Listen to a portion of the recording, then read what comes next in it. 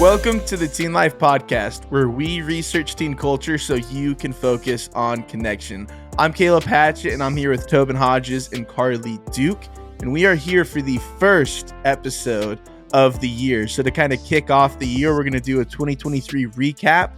We're going to go around and tell our just top five trends, maybe moments of the year, and then we'll jump right from there into seasonal depression, just kind of the season that we're in with, daylight savings, winter is here, and just it's the time of the year for that. And then we'll wrap up with Teens on a Mission.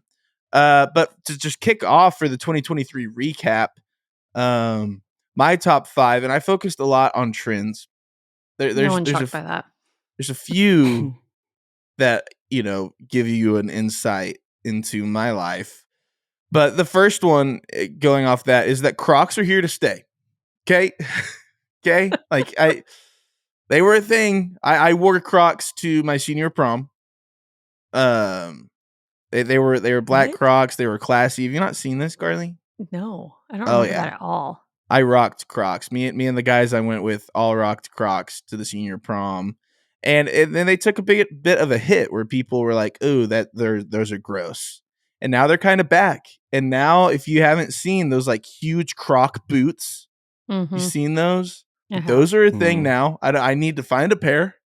All the gibbets I can bust back out again. So anyways, that's one of my top five trends 2023 is that Crocs are back. And then I'll jump right from there into I enjoyed the Roman Empire.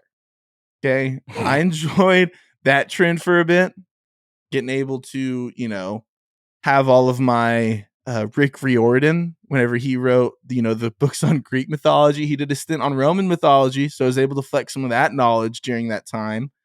And then another TikTok trend, I don't know if we talked about it on the podcast, but was a lot of fun to talk about. And it's still kind of an inside joke with our friend group is that there's this trend where they would ask, hey, would you still love me and date me if I was a worm?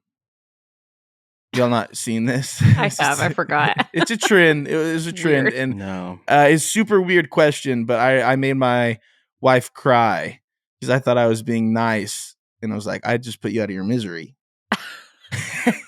and ooh, should not have said that. Made her very sad that I would just kill her. So that is now an inside joke with our friend group that if Haley was a worm, put her out of misery. So that was one trend that we enjoyed.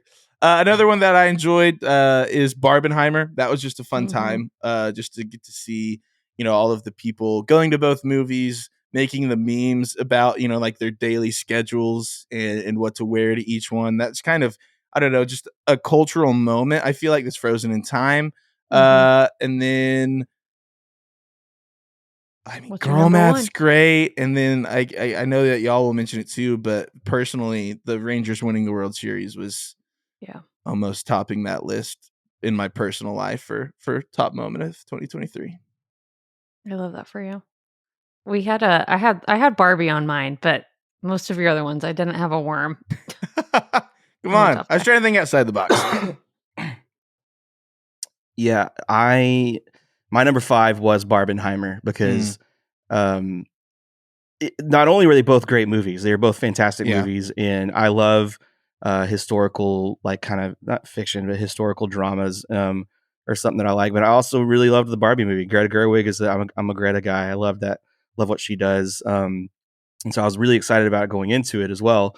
But also it kind of was like the first time that movies felt like they were back since COVID, because like a lot of people have just been kind of going straight to streaming and straight to like staying home, and it's given that's fair. It's a lot cheaper and easier to do that now. But that was like the first time I think I've been excited, like looking forward to a movie weekend since probably movies shut down. And so that was a cool moment for me. My number 4 was I went to a lot of concerts this year, which my hearing can attest to. I kind of lumped them all together. I saw Taylor Swift, Pearl Jam, Paramore, and also I went and saw a couple plays in New York. I saw Hadestown and Peter Pan Goes Wrong, and so I had a lot of cool like concert venue stuff this year that was really fun.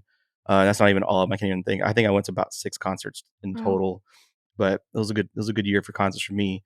My number 3 was actually our teen life dinner video, which was a story about a local high school, Boswell High School.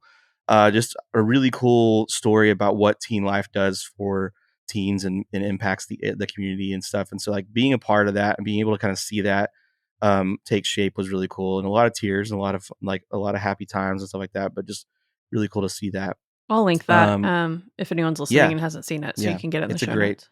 it's a great story. Like even if you're ever like, man, I'm having a down moment, and you just kind of need to pick me up, it's a great pick me up. You're gonna cry, and that's okay because it's good tears instead of bad tears. But um, number 2 for me, time with kids this year has been different. Like my oldest is about to start driving, and so starting to get him in the car with me and drive was terrifying and also awesome at the same time, and just kind of cool. And then also like my 4-year-old is has been pretty great and kind of coming into his own as a fun boy. And this was, I think, 4, 5, 6 is probably my favorite ages as a dad.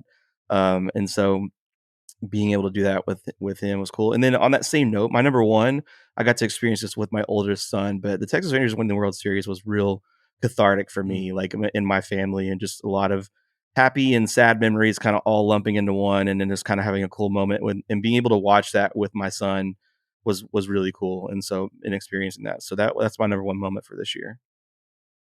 Okay, so my number 5 is girl math. I love it. I Nice. use it all the time. I talk about it all the time. I hope that never goes away. Number 4, consider this my official request to Chick-fil-A to bring back the pimento cheese sandwich because Yes. I'm so sad that it Whoa, is you liked gone. it that much? I loved it. Wow. I loved it. I got it all the time. And it just with the honey on top and the cheese, it was wonderful. And I don't feel like they gave us a warning that it was going away, so I didn't get to say goodbye. And so Chick-fil-A, please bring it back. Um, my number 3 is Barbie. I didn't see Oppenheimer, so I didn't go full Barbenheimer, Mm. but it was really sweet to see. Like I was like, I had that Barbie, or I had that outfit for my Barbie, and so it was really fun. Mhm. And just the memes that came out of that was a really fun culture moment. The costumes, the themes. I feel like that we rode that Barbie train for a while. Number 2, I'm going to go Rangers World Series. Like y'all said, that was just something that we've been waiting for a long time. And so that was awesome. And my son was a huge Rangers fan this year. And so I tried to wake him up for it. He fell asleep. He woke up for maybe 10 seconds. You sent that video because you recorded it to the family group message. It's so great because he wakes up. We He won. goes, yay. And then he immediately goes back to sleep. Oh, It's yeah, totally. crazy. It's crazy. His little 6-year-old brain couldn't stay up that late. And then my number 1, no one's gonna be surprised, is Taylor Swift, but specifically the Taylor Travis relationship. And we are recording this a little ahead of time, and so I am just crossing my fingers that nothing bad happens in the next couple weeks. Well, If he's not anything going to her happens, birthday party. okay, I've heard that they're supposed to get engaged. So maybe by the time this Well, comes that's out, they will no, be Oh. it's not engaged happening. and everyone will just be like, Karlie was right. But that has just been watching that take place has been my Roman Empire this year. I'm not going to lie. Wow. I'm just here for it. But I do think with all the fun that's happened in 2023, as we reflect back, I do think it's important to take a moment to acknowledge how hard this time of year is, Mhm. especially for teenagers. And talking about seasonal depression, or like officially it's called seasonal affective disorder, SAD, SAD. Mhm. And it is a type of depression that happens at a certain time of year. So, specifically in the fall and winter, when the days are shorter, it gets dark earlier. And it's actually kind of our brain's response to the changes in daylight. And this, when I was researching it, what I found is this is a problem for teenagers. I've known teenagers personally who have had this, and like you'd kind of be like, what's going on with them right now? And then you'd go, hang on, this happens every year about this time of year. Mhm. And you'd start putting the pieces together. And so I definitely think that this is not But it's necessarily a all, fun topic to talk about, but worth it. I feel like it's something too that is something even maybe as a parent or a school worker, who is around or youth workers as well, like around kids a lot around this time of Hmm. year, to notice a shift and just wondering, okay, is it me? Is it like what's going on in home life? And it could just be right, their bodies, their brains adjusting to what's going on. And I also think a lot of times teens don't even address it as that either, or aren't even able to Yeah. identify it as maybe, hey, seasonal depression, like, because that takes it took me a bit, because it's something that I struggle with as well, like within the last few years, to realize, oh wait, this is something that, I've noticed a shift in, the way I think, the way I feel about this time every year. Because it's like you have to think back that you feel the year before.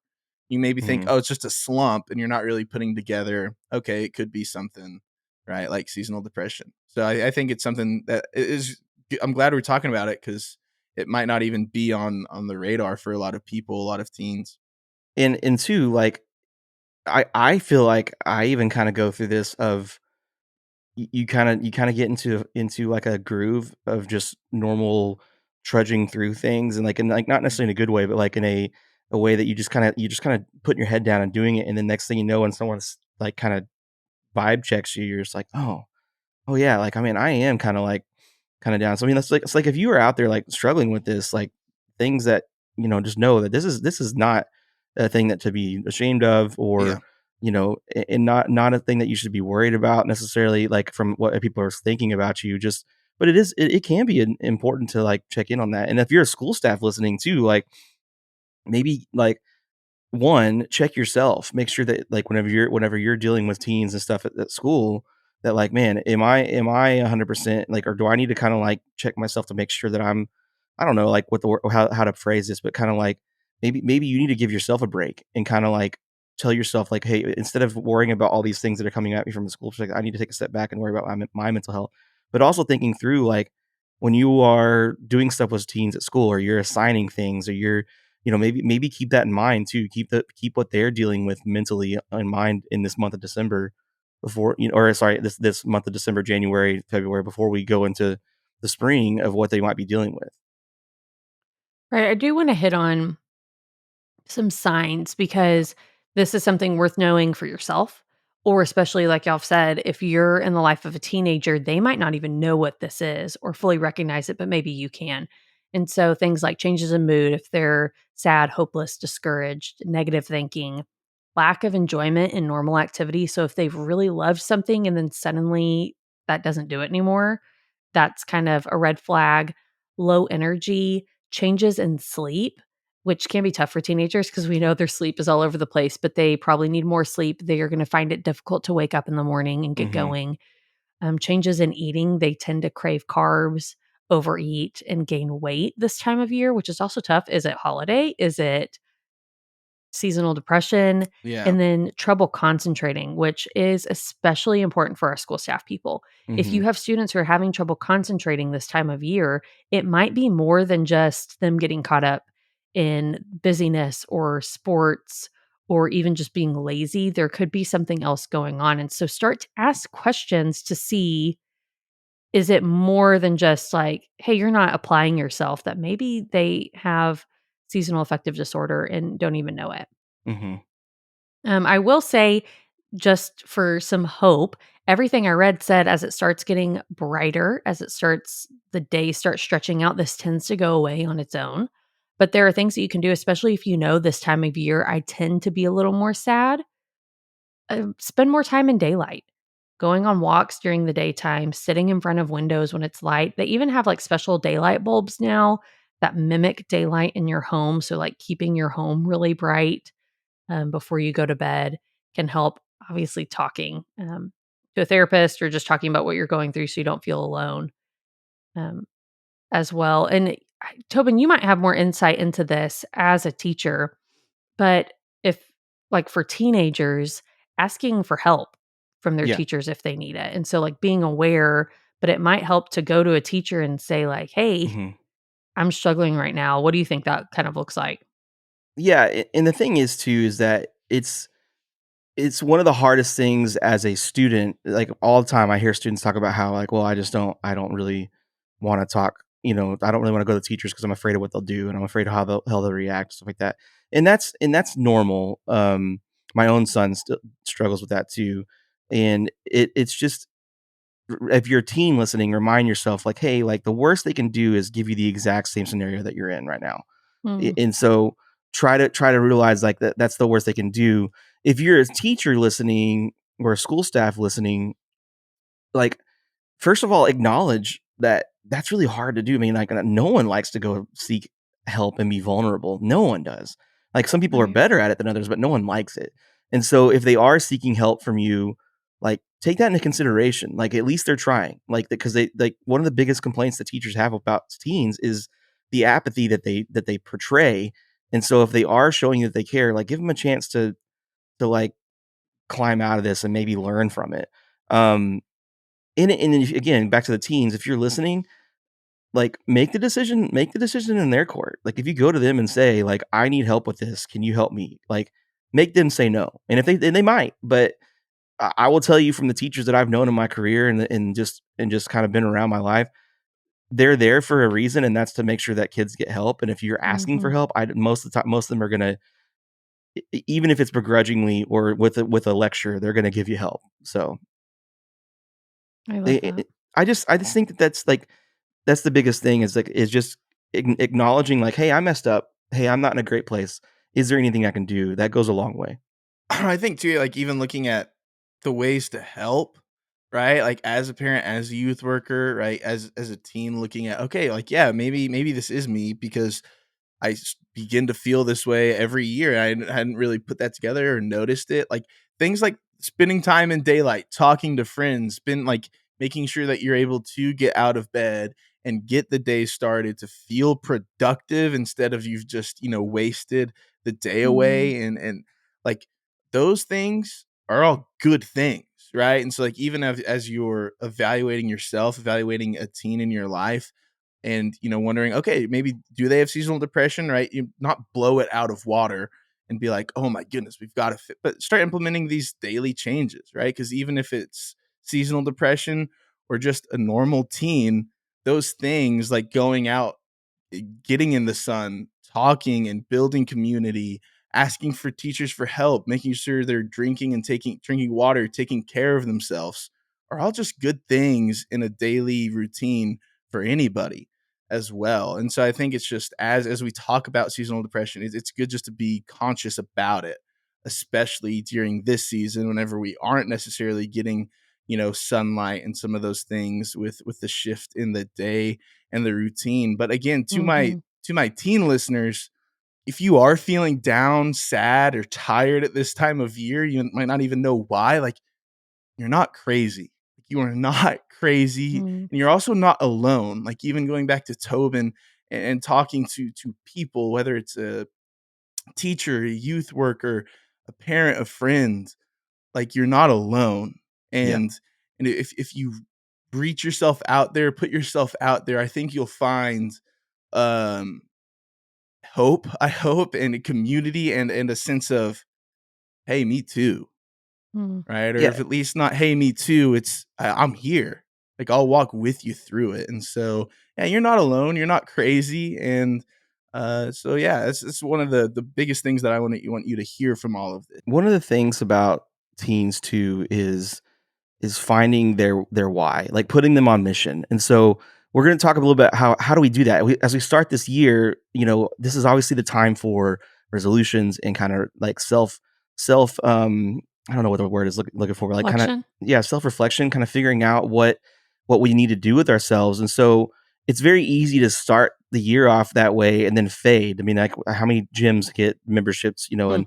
in January that by March are gone. Like so how do we effectively do that? How do we effectively put teens in missions? So, like, how can we do that with our families in the classrooms? Like, and it might just be like inviting your teens into whatever's going on. Invite them into your story. Like, find a way to ask them like how they can be a part of this situation, this mission.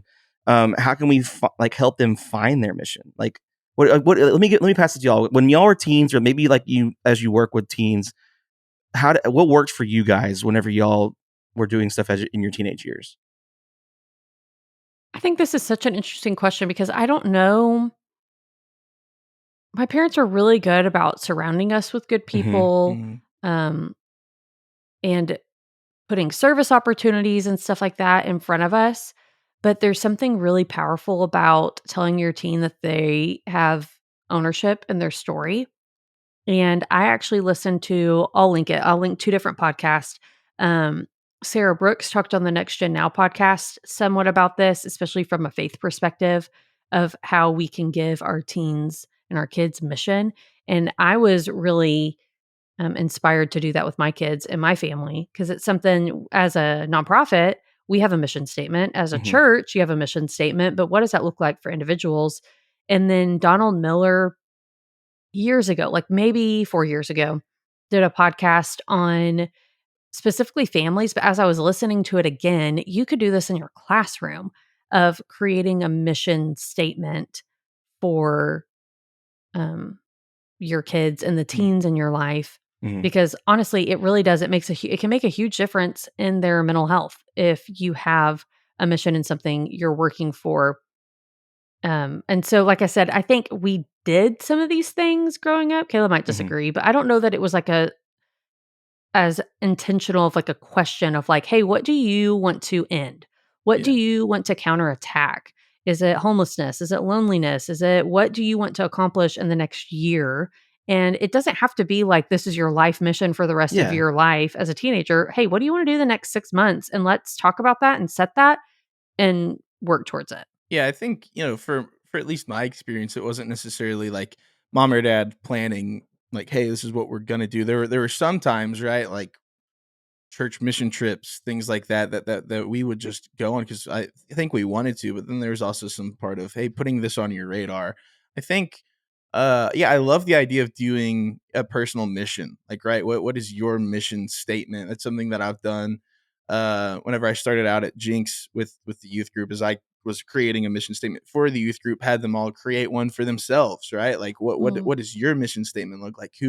What is your goal? And the other thing that goes along with like, right, finding and putting teens on a mission is using their skills that they already have. yeah. I have a lot of teens in the youth group who are super creative, and we have um, girls in Uganda that we help fund and write letters to. And it's like, hey, draw them pictures, things like that, and just using the skills that they already have and are passionate for, and trying to point them in a direction of, okay, how can you use that for more than yourself? Is, I think, just a big way of turning that passion. I think you'll be surprised by the way that they do that and find more and find purpose, and are Yeah. even able to say, okay, how could I use these skills Mhm. even down the line, right? As you're thinking about what to Yeah. do with your life, just in general at this age, just with where they are and where teens are. So Mhm. that's just where my mind goes, is using the skills that they already have and are passionate about. Yeah, and just for anybody listening, it's not like it bears repeating what Karlie said, but this is great for your mental health. Like doing good for others and doing something that you put purpose into, it's good Mhm. for your mental health. That's teens all the way to people who are, senior citizens. But if you're listening and you're a teen, like there's a reason why when teenagers and young people get on a mission that it makes waves. There's a reason why it goes viral. It's on the newses and stuff because it means something whenever the young people care, and Mhm. it makes everybody else kind of like either sometimes in a negative way, it makes people get grumpy about it, but it at least gets them talking, and it makes a difference. So if you're a teen listening, like you can make a difference in whatever you decide to Yeah. do. Like it's not just because you are younger does not mean you don't carry weight. You do. You absolutely do. And if you're a school staff or an older person listening, like give them the space to do that. Maybe help them guide them do that. So here's some examples. So like one is just learn and have fun. If there's something that you're like, man, I want to help more with this, like learn about it and have fun with it. You can also use this to prepare for your future, like a college or a job. So like if you know that you have a passion in a certain field, Hmm. like start looking at how can I help with that? Is there an internship I can do? Is there some sort of like mission field I can get into that would help me also like give me experience for later on down the road? Um, if you are thinking through like maybe I want to like use my writing talents. Like maybe you can write about the things that you're passionate about and things that you want to be on mission about. Like pass an AP test, like that can help you with that kind of stuff. Um, and just kind of give yourself like, what will it take? Like what will it take to accomplish it? Like don't make sure you have attainable goals. Make sure you have attainable ways to do this. And once again, students like I'm talking to you, but school staff and parents and whoever else as well, like help them find that. Help them figure out like there's ways that you can do this, and here are attainable ways to do this without getting frustrated too. Some things, like when you're doing this, you're going to realize like part way in, like, hey, you know what? I like this, but I don't have much passion for this anymore. Or, hey, I need to let this go because I'm not feeling it the same way. And that could be for many of reasons. It could be because you are tired of it. It could be because it wasn't what you expected. It could be because you just mentally aren't ready for it anymore. And so it's okay to let those things go too. But mainly just caring about something makes a difference. And like, you aren't too young for that. Like, I can't say that enough. You are not too young for being on mission. I also think it would be so cool if you're an adult listening, not only to help the teenagers in your life create their own mission statement, because I think that's the first step, but sit down as a classroom, as a family, whatever that looks like for you, as a team, and go, Mhm. okay, what is our mission for right now? Because, for example, if you're a teacher, maybe that's semester to semester. Like, that's going to change because the kids Yeah. are going to change. But sit down and give them insight. Don't just set that and tell them what it is.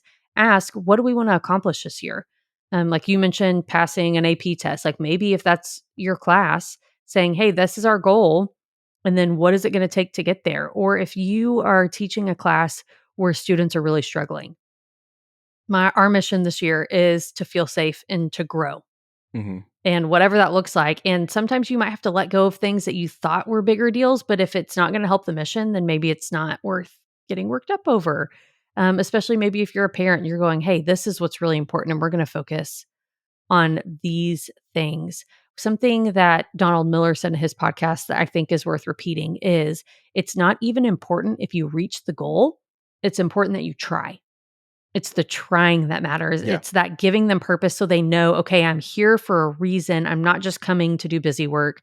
I'm not just filling my schedule because that's what mom and dad want me to do. There's purpose behind what I'm Mhm. doing. I'm choosing things that line up with the mission.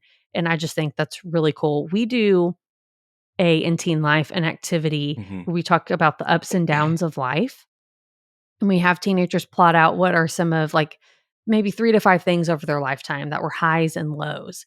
But then what we ask them is, where do you want to be in 5 years? Where do you want to be in 10 years? And for them to plot that and then go, okay, what does it take to get there? Maybe that's a good Mhm. conversation starter, even as you're thinking through, how do I do this well? And the Donald Miller podcast has some really great resources of like an actual structure for how you can do this if you're interested in that. But maybe it just starts with, where do you want to be in 5 years? What is that going to take? All right, let's write a mission around that. Yeah. And just remember too, if you don't reach your goal, like, part of this journey is also learning from it. So that way, whenever you do go to the next thing, or as you get older, it's learning from those journeys to Mm. make the next one better. And so every experience has things to learn from, and that includes this. So we hope that you've enjoyed this podcast as we talk about putting teens on mission and just talking about seasonal depression, and also just recapping our year. So we hope this is a great start to your 2024. And don't forget to subscribe and follow us on all of our social media platforms, and just enjoy our year with us as we continue this on. And don't forget that teenagers are not a problem to be solved.